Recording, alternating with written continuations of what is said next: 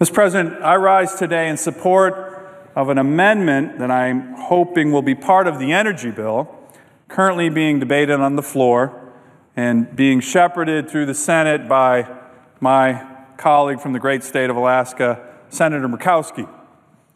I want to commend Senator Murkowski, the chair of the Energy Committee, Energy and Natural Resources Committee, for the bill that she's worked on for months. Incredible hard work. It's great to have her not only as the chair of this committee, important certainly for Alaska, but for the entire country. States like yours, Mr. President, and others that recognize how important American energy is for all our citizens.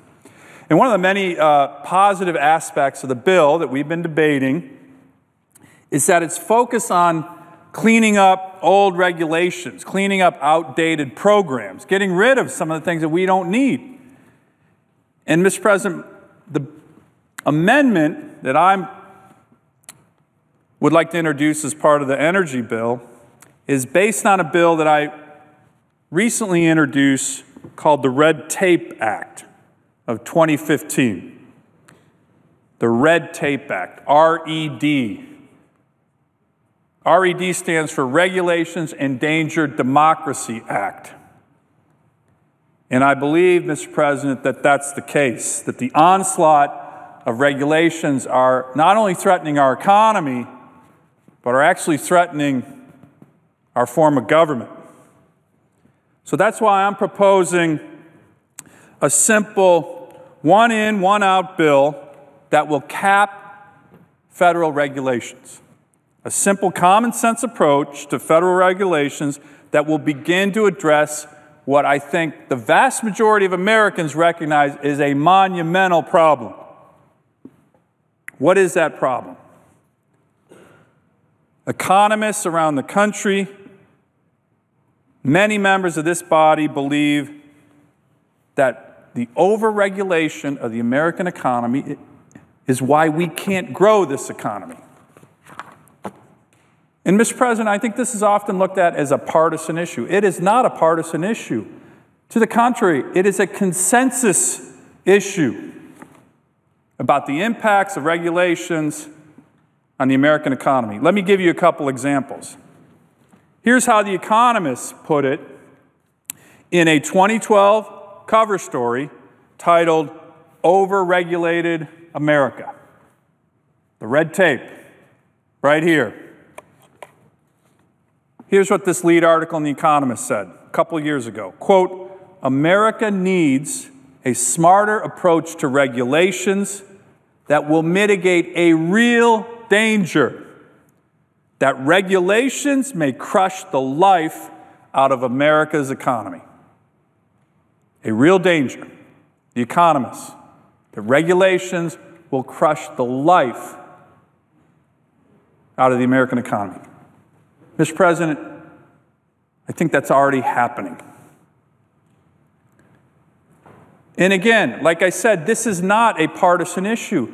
Many Democrats in this body have called for a smarter approach to federal regulations. Governors, particularly Democratic governors across the country, have also decried the overregulation of our economy. For example, two-term Massachusetts Governor Deval Patrick made regulatory reform a hallmark of his administration's approach to growing their economy. And it's not just Democratic governors, it's actually Democratic presidents. In 2011, Newsweek featured a cover story with President Clinton's face on the cover story at Newsweek about his ideas, his 14 ideas to grow the economy and create jobs. In the article, President Clinton lamented the long wait time for permit approvals for infrastructure projects throughout the country due to overregulation. And one of President Clinton's top recommendations to put hard-working Americans back to work was to speed up the regulatory approval process, grant states waivers on burdensome federal environmental rules to hasten the time that construction projects can begin and real hardworking Americans can work. And even President Obama, in his recent State of the Union address, focused on regulations. The President of the United States said, and I quote, "I think there are outdated regulations that need to be changed. There is red tape that needs to be cut," unquote. President Obama stated this just a few weeks ago. As a matter of fact, it was the biggest applause line of the entire evening. Democrats and Republicans roared at this. The president recognized what red tape is doing to this great economy. So I took the liberty to write the president after his State of the Union address.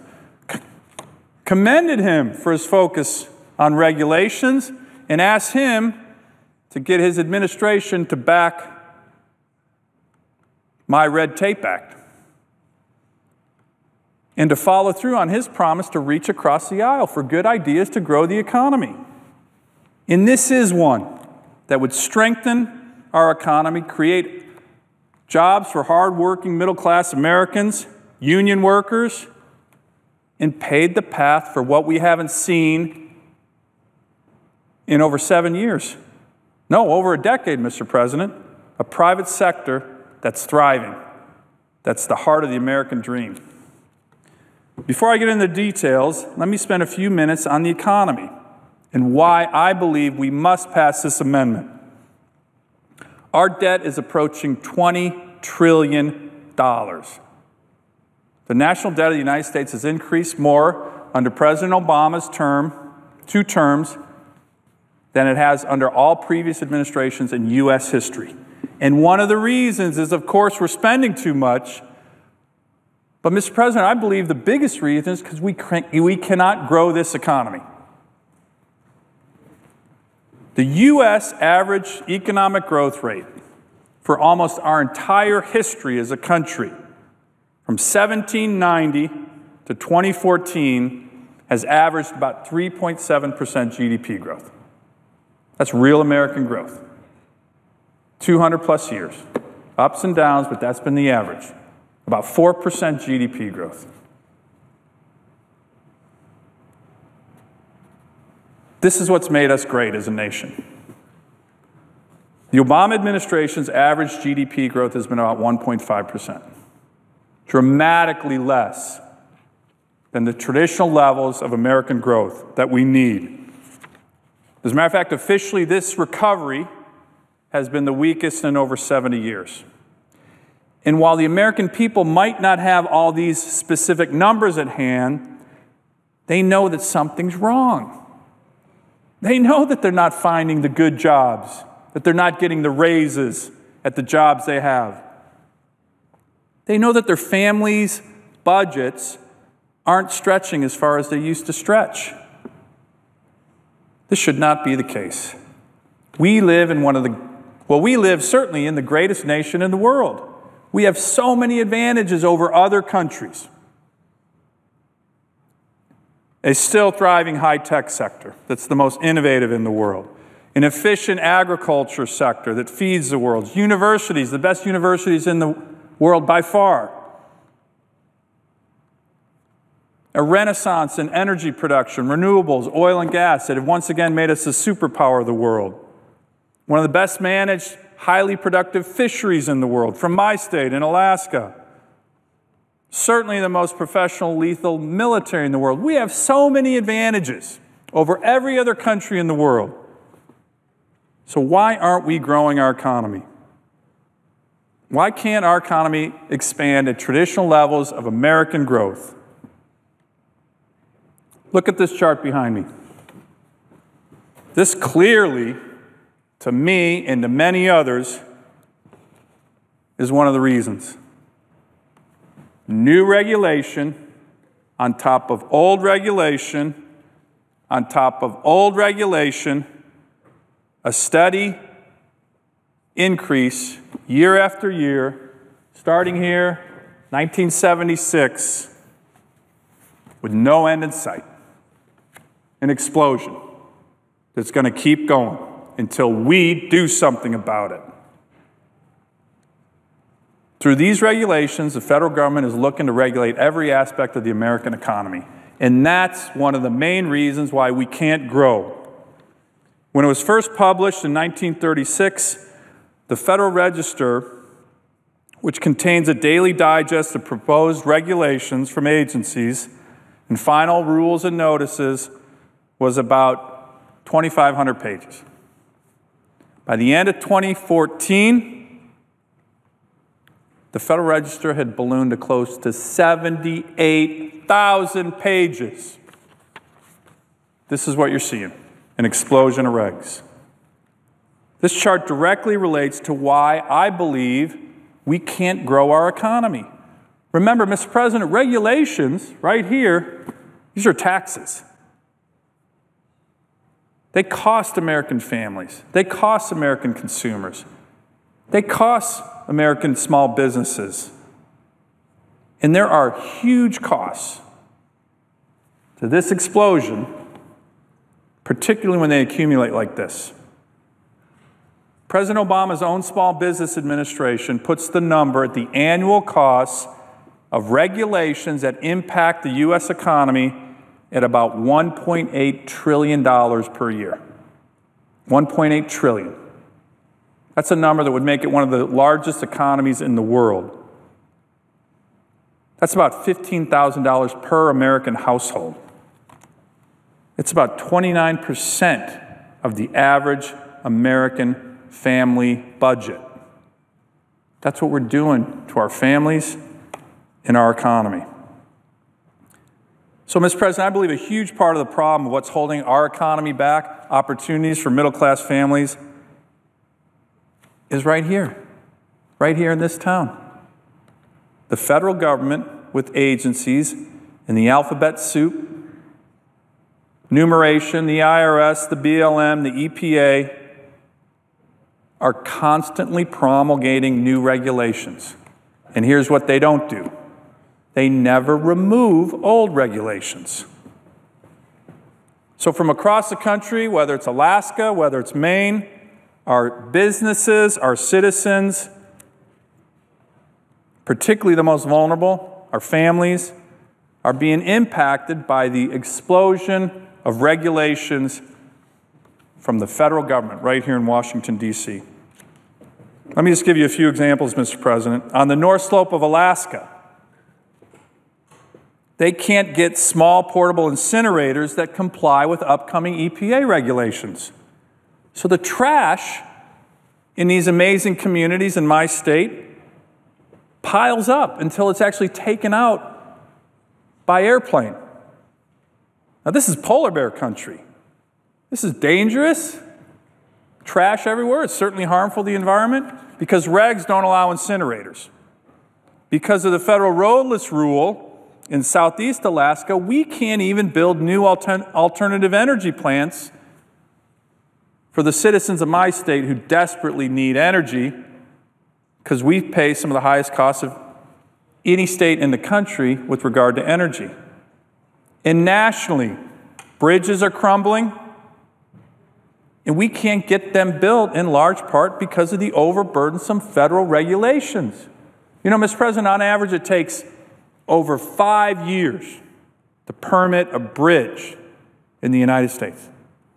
Not build a bridge, just to get the federal government's permission to build a bridge. Right now, there are 61,000 bridges in our country in need of repair, but burdensome regulations delay common sense repairs. These bridges are being crossed by our trucks carrying the nation's commerce, our children in school buses, parents trying to get home for dinner. Thousands of communities across the country are simply keeping their fingers crossed, hoping the current bridges last another year. Let me provide one more example, Mr. President, in terms of what's happening with regard to the overregulation of our economy. This involves one of the most important sectors of the U.S. economy, small community banks. over 1,300 small community banks have disappeared since 2010. And only 2 new banks in the United States have been chartered in the last 5 years. You ask any small community banker what's driving this, and they will point to this chart. They will point to this chart. Regulations from Washington, D.C. are driving our small community banks out of existence. Even during the Great Depression, we had on average 19 new banks a year. In the last 5 years, the United States has seen 2 new banks chartered in our country. So what do we do? Well, Mr. President, the good news is many colleagues in the Senate on both sides of the aisle have offered suggestions and introduced bills to stop the red tape, to stop this trajectory of federal regulations from strangling our economy and our future. But we need something that's simple, and something that hardworking Americans understand, and something that is bold to take on this challenge. I believe that the amendment that I'm offering to the energy bill, the Red Tape Act, is both simple and bold enough to take on this challenge. It's only 5 pages long, Mr. President. Using a simple one-in, one-out method, it caps federal regulations. New regulations that cause a financial or administrative burden on the economy, on hardworking Americans, on middle-class families, on union workers, would need to be offset by repealing an existing regulation. Simple. You issue a new reg, you repeal an old reg. People understand that, and it makes sense. Mr. President, this is not a radical idea. This is not some kind of poison pill that we want to attach to the energy bill, because I think that's a good bill. It's an idea that's gaining consensus, not only throughout the country, but throughout the world. Other countries have actually taken up this idea to fix their regulatory problems as well. In Canada, they recently put an administrative fix to their regulations. There was one in, one out. And in Great Britain, they've done this to the point where it's viewed as so successful that they're not talking about one in, one out anymore. They're talking about maybe one in, two out. So I think this is an idea that both parties of the Senate, members from both sides of the aisle, can get behind. And even National Public Radio, Mr. President, did a recent story about how well this one-in, one-out rule is working in Canada. It's freed up hundreds of thousands of hours of paperwork for small businesses in particular. Even the Canadian socialists have backed this idea. So I certainly hope Senator Sanders is listening, and I hope I can get his and other members of this body's support for this amendment. To be clear, I'm certainly not against all regulations or permitting requirements. When I served as the commissioner of the Department of Natural Resources in Alaska, we worked with our legislature, bipartisan, to overhaul our permitting and regulatory system and to bring what we've seen on the federal government side, a huge backlog of permits to get projects moving. We brought that backlog down by over 50% through regulatory and permitting reform. And we did so with the absolute understanding that protecting our environment and keeping our citizens safe was a fundamental precondition to any of our actions. But we can do both. We can bring down this huge burden and still make sure we have a clean environment and a strong, healthy economy. Mr. President, there are simply too many federal regulations out there, and the American people know it. It's time this body stops increasing this number of regs and puts a cap on it. And finally, Mr. President, if we do this, we will make sure that all of the comparative advantages we have in this country, so many that we have over so many other countries, will enable us to unleash the might of the U.S. economy, create better jobs, and create a brighter future for our children and their children. Mr. President, I yield the floor.